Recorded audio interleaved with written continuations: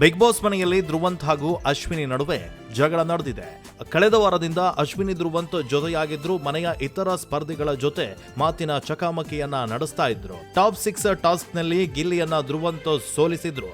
ಅದಾದ ಬಳಿಕ 2 ಟಾಸ್ಕ್ ನಲ್ಲಿ ಅಶ್ವಿನಿ ಮತ್ತು ಧ್ರುವಂತ್ ಗೆದ್ದು ಬೀಗಿದ್ರು. ಇದರಿಂದ ವಾರದ ಆರಂಭದಲ್ಲಿ ಇಬ್ರು ಕೂಡ ಜೊತೆಯಾಗಿ ಆಟವನ್ನ ಆಡಿ ಜೋಡೆತ್ತುಗಳಂತೆ ಅಬ್ಬರಿಸ್ತಾ ಇದ್ರು. ಆದ್ರೆ ಈ ಗ್ಯಾಪ್ ನಲ್ಲಿ ಇಬ್ಬರ ನಡುವೆ ಮನಸ್ತಾಪವಾಗಿದೆ.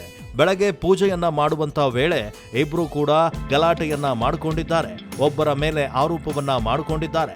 ಅಶ್ವಿನಿ ಗೌಡ ಮತ್ತು ಧ್ರುವಂತ್ ಜಗಳ ಆಡ್ತಿರೋ ವಿಷಯ ಕೇಳಿ ಗಿಲ್ಲಿ ಹಾಗೂ ಮನೆ ಮಂದಿ ಎಲ್ಲ ಶಾಕ್ ಆಗಿದ್ರು. ಜಗಳಕ್ಕೆ ತುಪ್ಪವನ್ನ ಸುರಿಯುವಂತಹ ಕೆಲಸವನ್ನ ಇತರ ಸದಸ್ಯರು ಮಾಡಿದ್ರು.